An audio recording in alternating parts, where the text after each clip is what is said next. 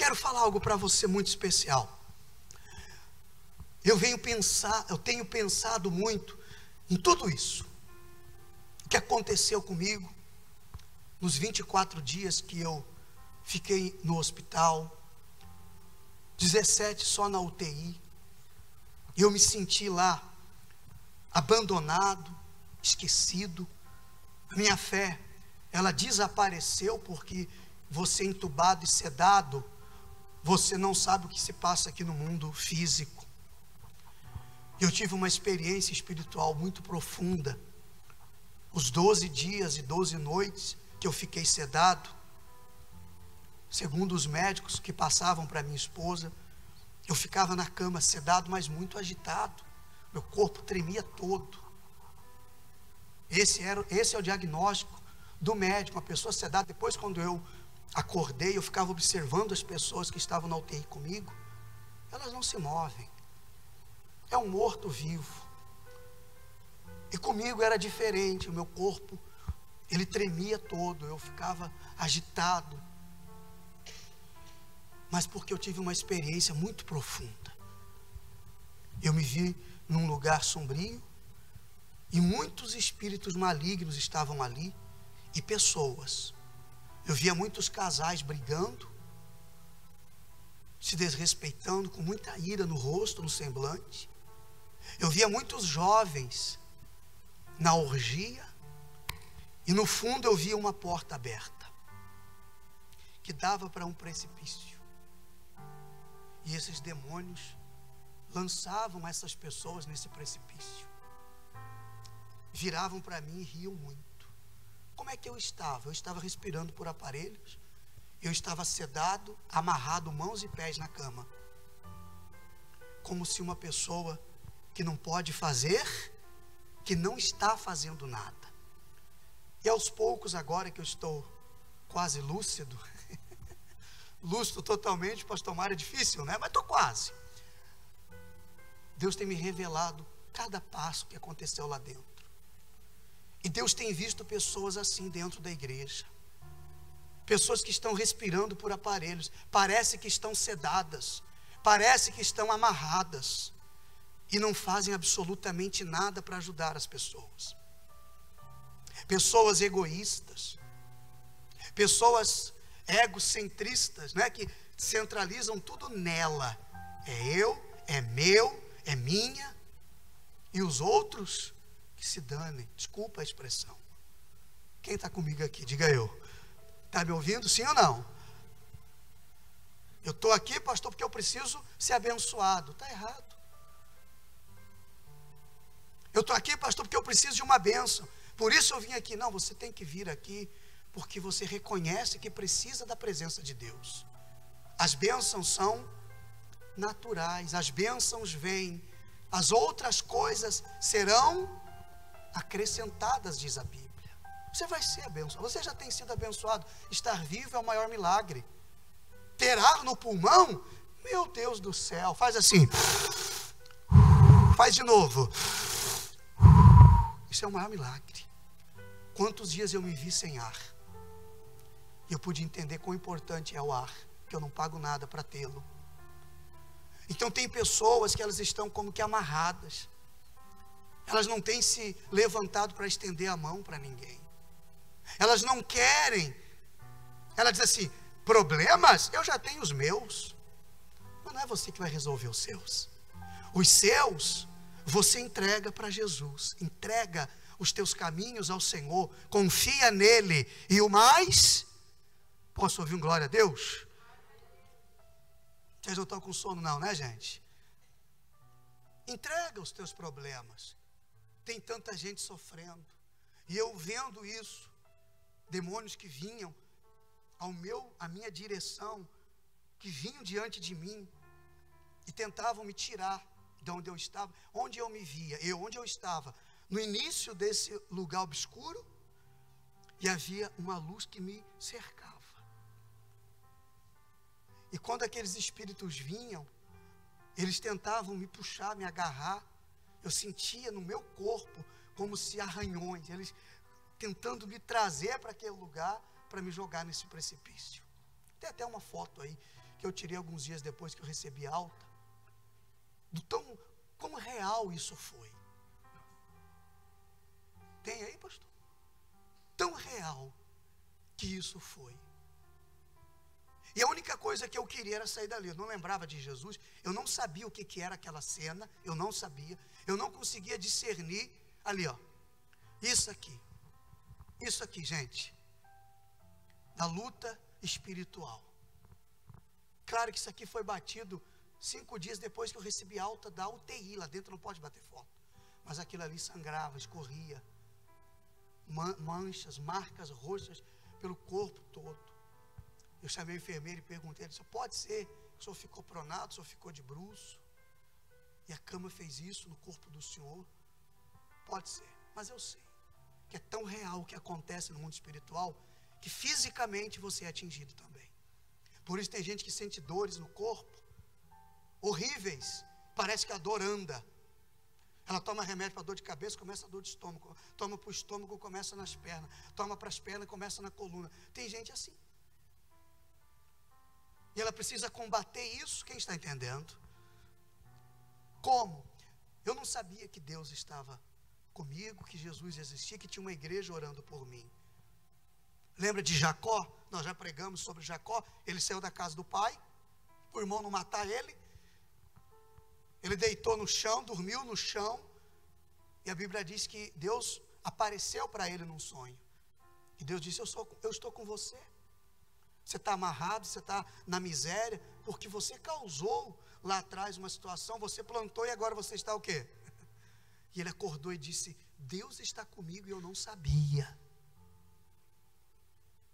Só que ele não pode fazer nada se eu não me entrego. E quando eu acordei, eu comecei a ter discernimento das coisas, foi o que o Espírito Santo me falou. Diga às pessoas, para que não sejam tão egoístas.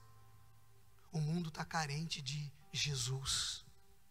Tem gente que usa a internet para criticar a vida dos outros, usa a internet para postar porcaria, besteira, para se expor, mas não usa a internet para falar que Jesus salva. Ah, mas a internet é minha, eu faço como eu quero, pastor. É verdade, mas cuidado com o que você poderia estar dando e você não dá. Amanhã pode ser tarde.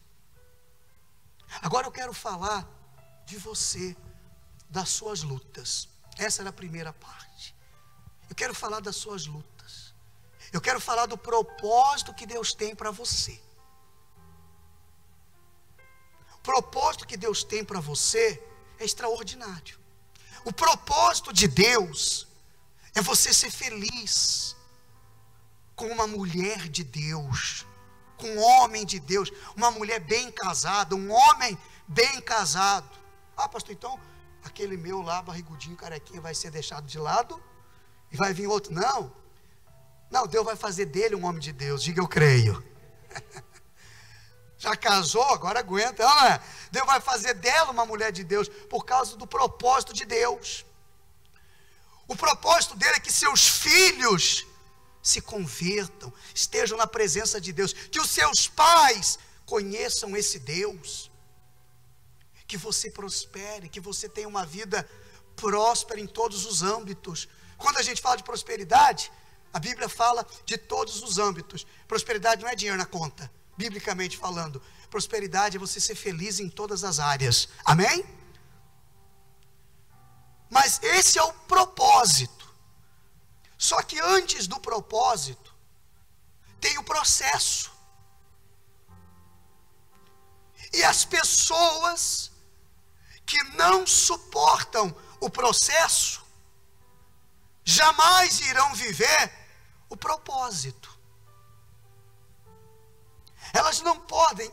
Isso aqui você tem que gravar, você tem que escrever num papel, colocar no espelho da sua casa, no painel do seu carro, na mesa do seu escritório, para você olhar todos os dias e lembrar. Leia com o pastor, leia comigo. Quem não suporta o processo jamais irá viver o propósito. Talvez você esteja vivendo agora, não o propósito. Você está vivendo o processo. O processo é doloroso. O processo faz a gente chorar. O propósito faz a gente gemer. O processo faz a gente gemer. O processo faz a gente pensar em desistir. O processo causa dores. Mas eu só vivo o propósito se eu suportar o processo. E muitas pessoas, elas querem pular essa etapa. Elas querem ter o propósito, ter a bênção. Só que ela não vive o processo. A Bíblia diz em Provérbios, a bênção antecipada, o propósito antecipado traz com ele o desgosto. Nunca pensei que eu ia falar isso, minha calça está caindo.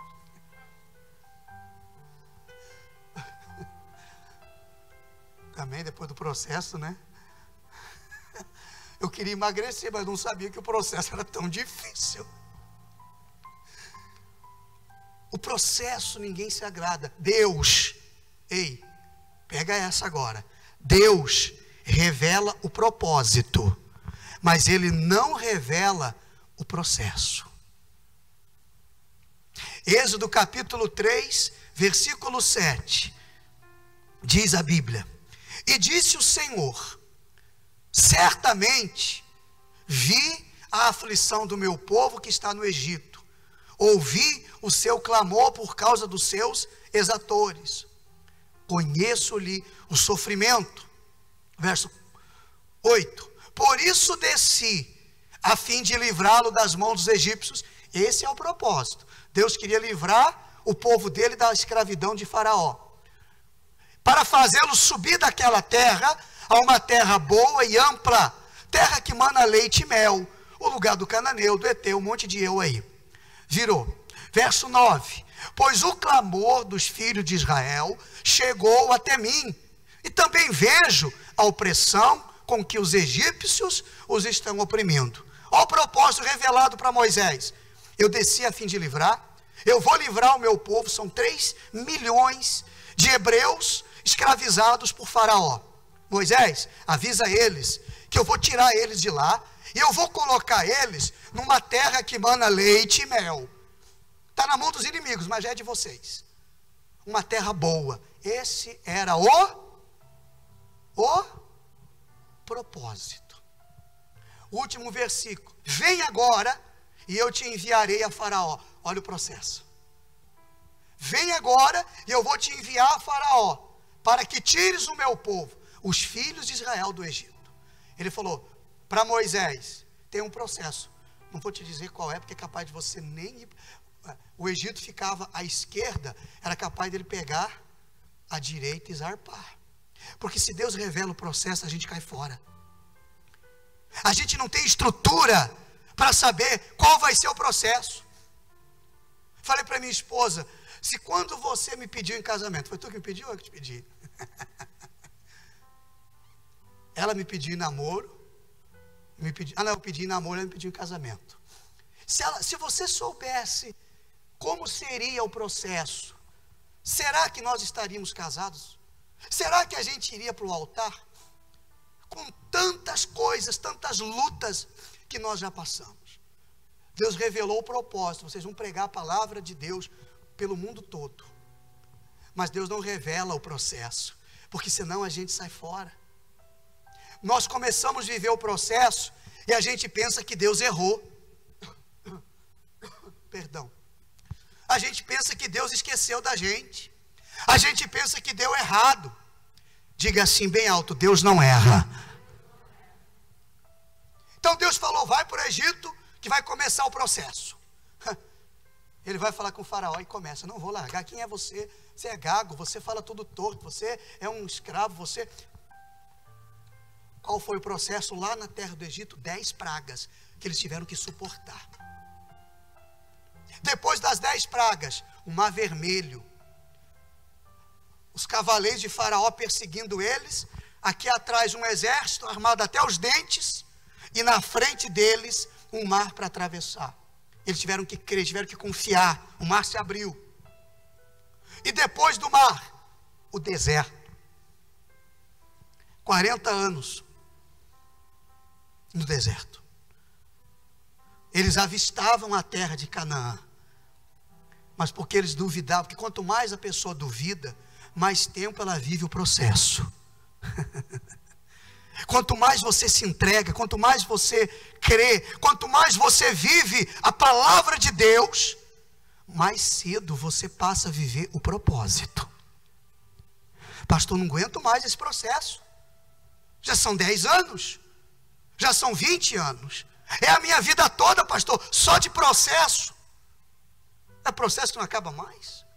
Eu quero viver o propósito. Quando você se entrega, quando você confia, quando você vive a palavra de Deus, o processo acaba e você começa a viver o propósito. Diga glória a Deus. Eu quero viver o propósito. Tem que suportar o processo. Eu suportei o processo. Confesso para você que não foi fácil. Vem sentimento de abandono, de rejeição, sentimento de que acabou minhas forças, não tenho mais condições de continuar, não tenho mais motivos para viver. É o processo. Eles entraram no barco. Jesus virou para os discípulos e disse assim, ó, passemos, quem sabe, para o outro lado do lago. Ele disse para os discípulos que eles iam chegar do outro lado. Esse é o propósito. Mas ele não revelou o que, a igreja? Oh, me ajuda aí, gente. Ele não revelou o que? O processo. E quando eles entraram no barco, com a cabeça já do outro lado, com a cabeça já em outra cidade, veio o processo. O que aconteceu quando eles estavam em alto mar? Aqui, ó. Eles, despedindo da multidão, o levaram, assim como estava no barco, e outros barcos o seguiam. Ora, levantou-se grande temporal de vento. As ondas se arremessavam contra o barco, de modo que o mesmo já estava a encher-se de água. Lembra do propósito? Chegar do outro lado. E o processo? Uma tempestade. Jesus não falou, já se preparem, porque vai ter uma tempestade. Não tinha naquela época, como é que é a pessoa que fala do tempo no jornal? Meteorologista, não tinha, para falar assim, olha, a previsão do tempo é para que tenha vento forte. Não, não foi revelado o processo. E quando veio a tempestade, eles reclamaram, eles ficaram apavorados, eles correram até Jesus. Sabia que eles iam viver o propósito? Estava até dormindo na proa, no porão lá embaixo, em paz, porque ele também sabia que ia viver o processo chamado cruz, para cumprir o propósito chamado salvação. Glória a Deus. Jesus estava dormindo, descansando. Eles vieram correndo, mestre, mestre, não se incomoda que a gente vai morrer. Jesus fala para eles, homens de pequena fé, vocês não querem viver o propósito? Então suporta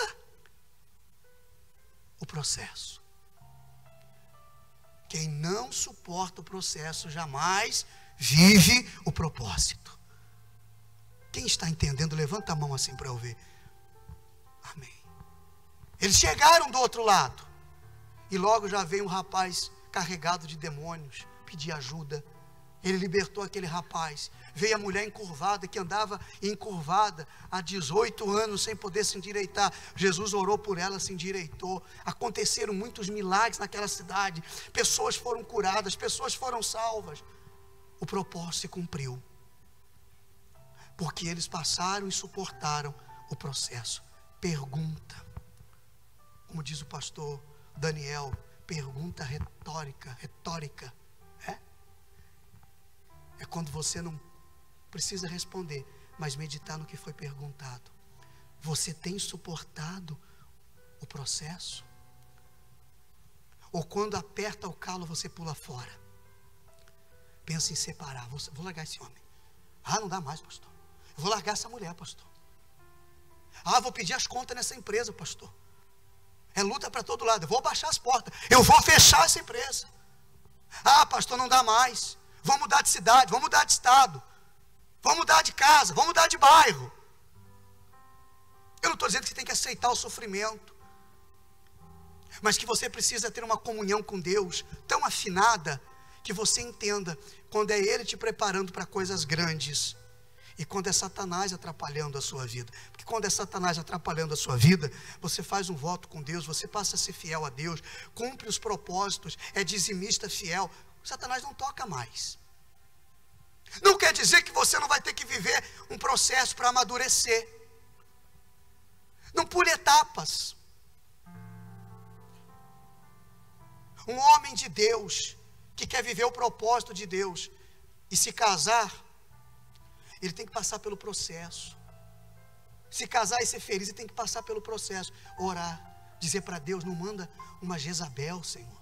Eu não quero uma Jezabel, uma mulher que, ainda que seja com um corpo escultural, a mais bonita da cidade, se ela não tiver temor ao Senhor, eu não quero. Se ela for me dar dor de cabeça, arruinar o meu propósito, eu não quero. Senhor, eu quero um homem para eu me casar. Você tem que pedir, inclusive, se você é solteira. Ore. Eu quero assim, com os olhos azuis, fortão, um príncipe que vem no cavalo branco, Senhor. Minha esposa orou muito para o príncipe do cavalo branco vir, mas o príncipe não veio, veio só o cavalo branco. Mas já é alguma coisa, é ou não é? Amansa o cavalo e pronto. Só não durma, né, mulher? Queira montar também, né? Quem está entendendo a visão? Então ele vai orar. Conheci alguém, eles vão orar, eles não vão se atracar já atrás do muro. Não quer viver o propósito? Você não vai viver não quer viver o processo? Não vai viver o propósito. Esquece. Quer adiantar as coisas? Quer botar a carroça na frente dos bois? Quer botar os pés pelas mãos? Esquece. Ela vai colocar o joelhinho dela no chão, ela vai orar. Ó, Senhor, eu estou com vontade de ir lá e lascar-lhe um abraço, um beijo nele, mas é o teu propósito, Senhor. É. Aí sabe o que vai acontecer? Deus vai preparar você.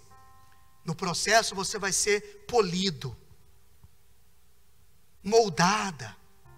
E quando você começar a viver o propósito, todos os dias você vai dizer assim, ó: graças a Deus, é graças a Ele. Estou vivendo o propósito, porque eu suportei o processo. Tive vontade, pastor, de desistir, jogar tudo para o alto. Mas você vai poder dizer assim, ó: suportei o processo para eu viver o propósito. João 3,16. Propósito: Deus amou o mundo de tal maneira que enviou o seu único filho, para que todo o que nele crê não pereça. Propósito de Deus: enviar Jesus para salvar a humanidade. Processo: cruz, dor, desprezo, humilhação. Até a família de Jesus não conseguia entender. Os discípulos, Pedro chegou para Jesus e disse: Senhor, não deixa fazer isso com o Senhor, Tu és o Filho de Deus. Não vai para a cruz, não. Sempre tem alguém que vem dizer para você, mostrar para você o caminho das águas. O que é o caminho das águas? É o caminho que desvia das barreiras. Em vez de passar por elas, derrubar elas, quer desviar da barreira da dificuldade. Pedro falou: não, Jesus. Jesus estava falando do propósito. E Pedro já estava dizendo que não precisava ele passar pelo processo. E Jesus olhou para Pedro e falou assim: me dá um abraço, Pedrão. Ô, Pedrão, é tudo nosso. Foi isso? Jesus falou: arreda-te, Satanás. Sai daqui. Se eu não viver o processo, eu não tenho o propósito. Sai daqui. Eu vou viver o processo. Vou ser perseguido, vou ser preso. É claro que para Jesus Ele já sabia do processo, porque Ele é o nosso Senhor. Mas mesmo assim, isso aqui me veio aqui agora, glória a Deus por isso. Ele disse, se possível, quem sabe? Se possível, olha que coisa, Mateus 26, 39.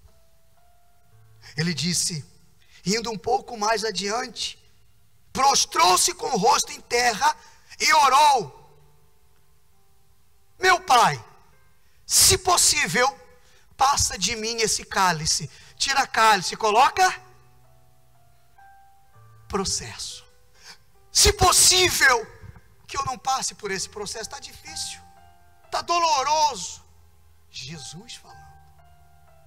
Se possível, passa de mim esse processo, esse cálice. Todavia, não seja feito como eu quero, e sim, diga glória a Deus, aplauda o nome de Jesus. Oh, glória a Deus. Olha que coisa gloriosa. A gente não quer. Eu orava lá dentro do hospital, falava: Senhor, é hoje que eu vou embora, é hoje que eu vou embora, é amanhã que eu vou sair.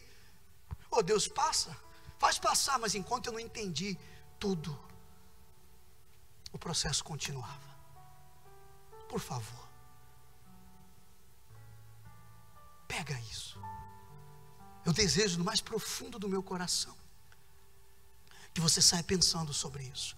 A primeira parte, estender a mão, falar que você conhece alguém que livra, salva e transforma vidas. E segundo, o processo é necessário para quem quer viver o propósito.